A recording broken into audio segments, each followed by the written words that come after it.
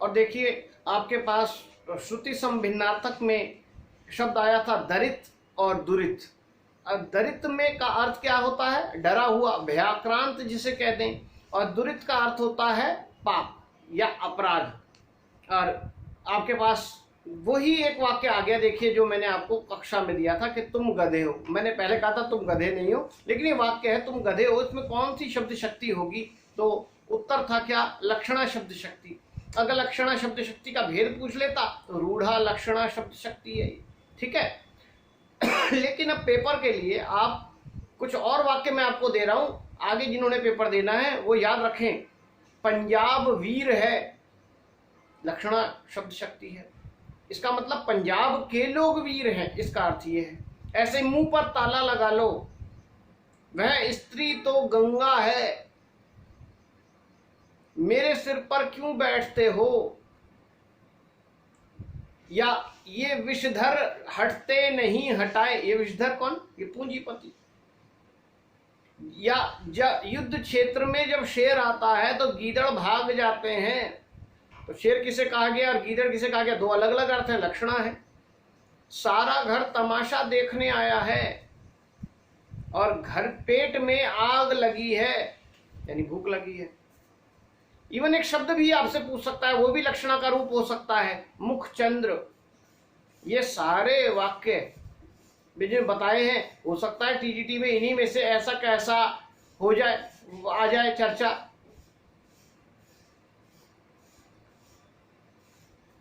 ठीक है, जैसे मैंने कहा कि तुम गधे हो, यही वाक्य एज इट इज आ गया। दो विकल्प वाले और देखें, अभिज्ञ और अविज्ञ। अभिज्ञ का मतलब जानने वाला यानी ज्ञाता, और अभिज्ञ का मतलब अज्ञानी यानी अनाड़ी। ऐसे ही दो विकल्प थे, कृत और क्रीत। ये अभिज्ञ अविज्ञ का तो पेपर से हमने 10 दिन पहले ही कराया था। कृत का अर्थ है क्या? किया हुआ या काम। और क्रीत का मतलब होता है जो क्रय किया हो, खरीदा हुआ हो। एक प्रश्न आया था, आवारा मसीहा किसकी रचना है? तो विष्णु प्रभाकर की है। आपके पास पूछ ले अब की बार, आवारा मसीहा जो है उसमें किसके चरित्र का वर्णन है, किसकी जीवनी है? तो शरदचंद्र की जीवनी है। ये पूछ ले आवारा मसीहा कितने भागों में है? तो 3 भागों में है। वो सब चर्चा मैंने आपको कराई हुई है। एक सामान्य सा प्रश्न था, सत्सई किसकी रचना है? 4 ऑप्शन है, बिहारी उसमें आंसर है, लगा दीजिए। अब आपसे एक प्रश्न पूछा था, श्रावकाचार जो देवसेन की रचना है, उसमें दोहों की संख्या कितनी है?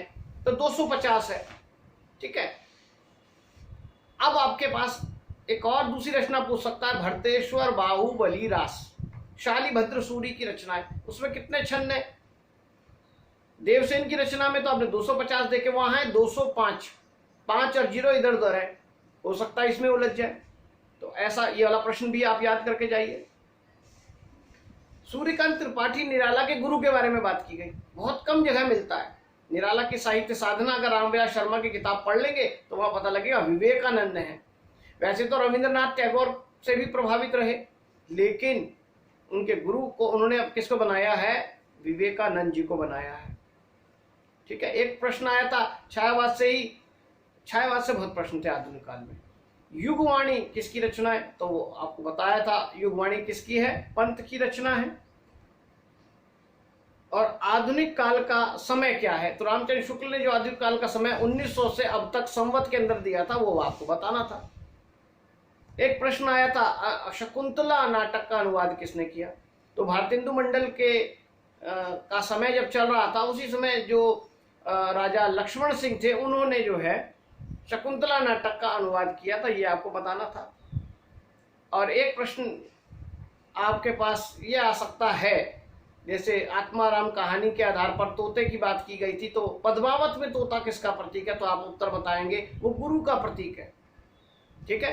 तो इस तरह से कई बार एक प्रश्न से जुड़ा हुआ दूसरा प्रश्न भी एग्जामिनर के दिमाग में रहता है, तो उसके लिए आप तैयार रहें। एक प्रश्न आया था, बनारस अखबार के संपादक और प्रकाशन के बारे में पूछा गया था। तो बनारस अखबार का संपादक कौन था? शिव प्रसाद सितारे हिंद, और इसका प्रकाशन वर्ष 1845 था।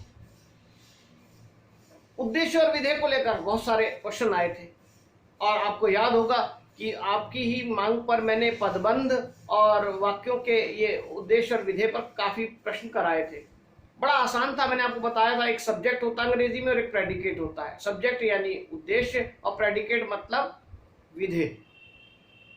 कर्ता केवल उद्देश्य होता है। जैसे वाक्य आया मोहन अच्छा लड़का है, उद्देश्य बताइए, तो मोहन सब्जेक्ट है, उद्देश्य है, वही उत्तर हो गया। बाकी हिस्सा जो बचा हुआ है वो सारा विधेय हो गया। कई बार कर्ता जो है थोड़ा बड़ा हो जाता है। जैसे राम का लड़का मोहन बाजार गया, तो उद्देश्य क्या होगा? राम का लड़का मोहन, इतना बड़ा हिस्सा जो है ये उद्देश्य कहलाएगा, क्योंकि वो उद्देश्य का विस्तार भी लगा हुआ है, पदबंध भी है आगे। एक रचना पूछी गई थी, भाव विलास किसकी रचना है? तो वो देव की रचना है। आपको देव की बहुत सारी रचनाएं गिनाई गई थी, भाव विलास, भवानी विलास, जाति विलास, रस विलास, शब्द तरंग आदि बहुत सारी। अब एक प्रश्न पूछा गया था आपसे, अमीर खुसरो का जन्म कहाँ हुआ? तो अमीर खुसरो का जन्म उत्तर प्रदेश में हुआ। अब कुछ लोग सोचेंगे कि ये तो कहीं किसी मुगल काल के कवि के रूप में दिखाई दे रहे हैं, हमें तो एक मुस्लिम कवि हैं, कहीं बाहर से आए हुए होंगे। लेकिन उत्तर प्रदेश में इनका जन्म हुआ था, पटियाली जिले में। मूल नाम मैंने भी बात की थी आपसे, अबुल हसन इनका नाम है ओरिजिनल। एक प्रश्न ये आया कि अमीर खुसरो किस लिए जाने जाते हैं विशेष रूप से? तो पहेली और मुखरियों के लिए जाने जाते हैं। एक प्रश्न आया था कि भारत भारती के रचनाकार कौन है?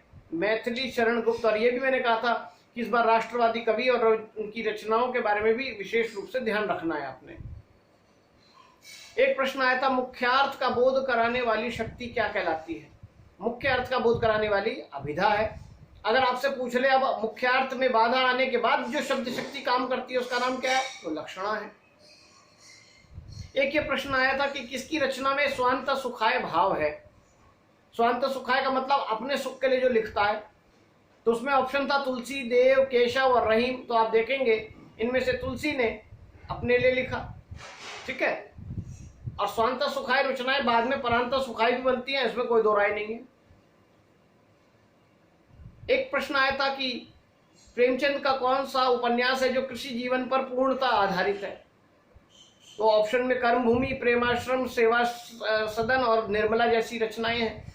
अब प्रेमाश्रम तो एक अलग प्रेम और विवाह को लेकर है, सेवा सदन वो वैश्या प्रवृत्ति को लेकर है, निर्मला जो है अनमेल विवाह को लेकर है, और कर्मभूमि जो है वो क्या थी? वो कृषक जीवन से संबंधित थी।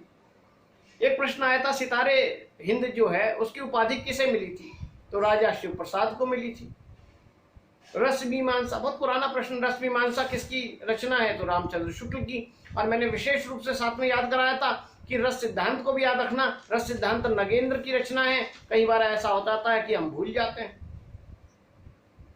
एक प्रश्न आपके पास ये था कि काशी नागरी प्रचारणी पत्रिका कब निकली? देखिए सभा पे भी प्रश्न आए, उसकी पत्रिका भी प्रश्न आए। कब निकली? 1896 में निकली।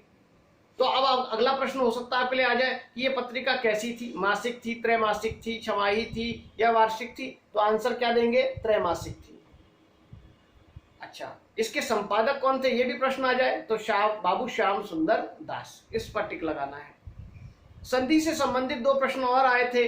महोर्मी में का संधि विच्छेद क्या होगा? तो आंसर होगा महा प्लस उर्मी। आ और उ मिलकर ओ बन गया है। अब आपसे पूछ ले यही शब्द देकर किसमें कौन सी संधि है? तो गुण संधि है। ऐसे एक शब्द आया था मनवंतर, मनवंतर का संधि विच्छेद होगा मनु प्लस अंतर, मनवंतर। अब आपसे पूछ ले कौन सी संधि है? यण संधि है। फिर दोबारा से उ का व में परिवर्तन हो जाता है, मैंने कहा, और ई का य में परिवर्तन हो जाता है। तो यहाँ उ का व में परिवर्तन हो गया है। एक पंक्ति पूछी गई थी, चाह के रंग में भीजियो हियो बिछुरे मिले प्रीतम शांति न माने। ये किसकी पंक्ति है? तो उत्तर क्या है? घनानंद, घनानंद की पंक्ति है। आपको कई बार मैंने लिखवाया, घनानंद के यहाँ पर विषम प्रेम का रूप दिखाई देता है, वही है। एक पंक्ति आई थी, निज भाषा उन्नति है सब उन्नति को मूल, लगभग सबको याद होगी, भारतेंदु की बात है। अब एक कहानी की बात है, अंतःपुर का आरंभ। किसकी कहानी है? तो ये है राय कृष्ण दास की कहानी है। इसको आपको याद रखना था। श्रुति सम भिन्नार्थक में दो शब्द थे आए हुए, अभय और उभय।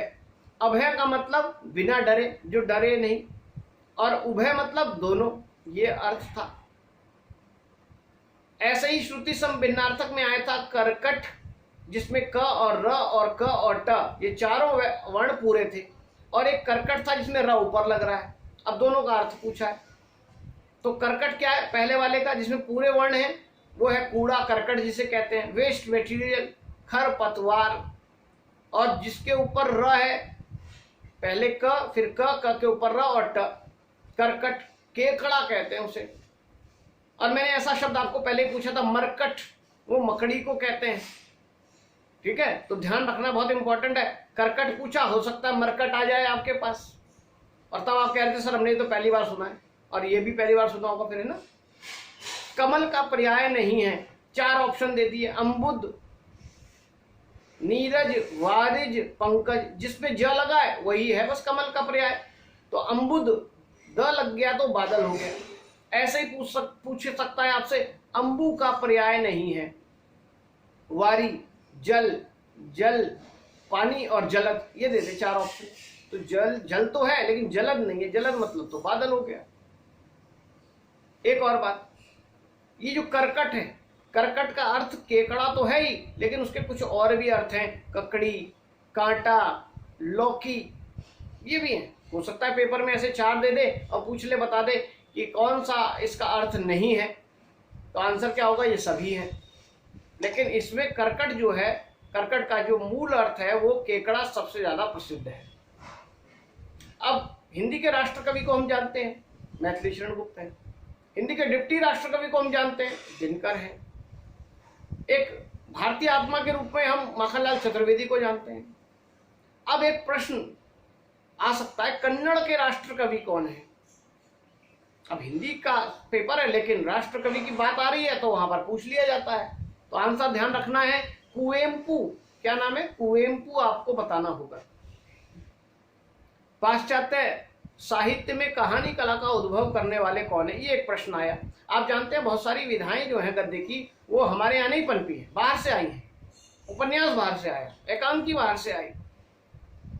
ये कहानी आप देखते हैं द्विवेदी युग से स्टार्ट होती है, भारतेंदु युग से लगभग सब विधाएं स्टार्ट होती है, कहानी नहीं स्टार्ट होती है। इसका उदय किसने किया पाश्चात्य काव्यशास्त्र में, तो वो एलन पो है, एडलर एलन पो। जैसे एकांकी के बर्नार्ड शॉ है, तो हो सकता है आपके बारे एकांकी के बारे में पूछ ले आपसे। एक कहानी है वामा मनोरंजन, ये किसकी कहानी है, तो आंसर है सितारे हिंद, शिव प्रसाद सितारे हिंद। और एक कहानी है हास्य रत्न, तो किसकी कहानी है, चंडी प्रसाद की, ये बताएंगे। एक कहानी आई चंद्रलोक की यात्रा। अब देखिए चंद्रलोक से जुड़ा हुआ एक मिलता जुलता है, चंद्रदेव से मेरी बातें, नेट में भी लगी हुई है कहानी, दुलाई वाली की है, बंग महिला की, जिसने दुलाई वाली लिखा, बंग महिला, राजबाला घोष के नाम से जानी जाती है लेखिका, उनकी है चंद्रदेव से मेरी बातें। लेकिन आपके पास आया चंद्रलोक की यात्रा, ये किसका है, केशव प्रसाद सिंह की कहानी है। ठीक है, और ऐसे ही नागरी प्रचारणी सभा, इस पर देखिए कितने प्रश्न सभी के लिए आए। तो नागरी प्रचारणी पत्रिका का कौन संस्थापक सदस्य नहीं था, कई थे, उसमें श्याम सुंदर दास भी थे, सुधाकर द्विवेदी भी थे, कालिदास भी थे, राधा कृष्ण दास भी थे, ये सभी थे। तो हो सकता है पेपर में इसमें से एक हटा दे और बोले कौन सा नहीं था, तो आप उसका उत्तर बताएंगे कि ये नहीं था भाई। अब एक प्रश्न आया था विराम चिन्ह को लेकर, 4-5 शब्द दिए थे, बच्चा, बूढ़ा, जवान, स्त्री, समाज में रहते हैं। अब इसमें विराम चिन्ह लगाना था, ऐसा कुछ था, क्योंकि बिल्कुल एग्जैक्ट तो नहीं मालूम है, लेकिन उसमें था क्या कि जब एक से ज्यादा संज्ञाएं होती है तो उसके बीच में अल्प विराम लगता है, और अंतिम दो के बीच में और लगता है, और अंत में पूर्ण विराम लगता है। ये अंतर आना चाहिए था मेरे हिसाब से। तो क्या उत्तर होना था, बच्चा के बाद अल्प विराम, बूढ़ा के बाद अल्प विराम, जवान और स्त्री के बीच में और जवान और स्त्री, समाज में रहते हैं, और लास्ट में पूर्ण विराम है के बाद, ये विराम चिन्ह लगाना था। अब एक प्रश्न आया था, रामचंद्र शुक्ल ने हमीर रासों का रचनाकार किसे माना है, तो उत्तर क्या है, शारंगधर कवि को माना है। अब एक प्रश्न देखिए, बहुत चर्चित कहानी, उसने कहा था, मैंने कहा था चंद्रधर शर्मा गुलेरी ने 3 ही कहानी लिखी है। उसने कहा था सुखमय जीवन और बुद्धू का कांटा।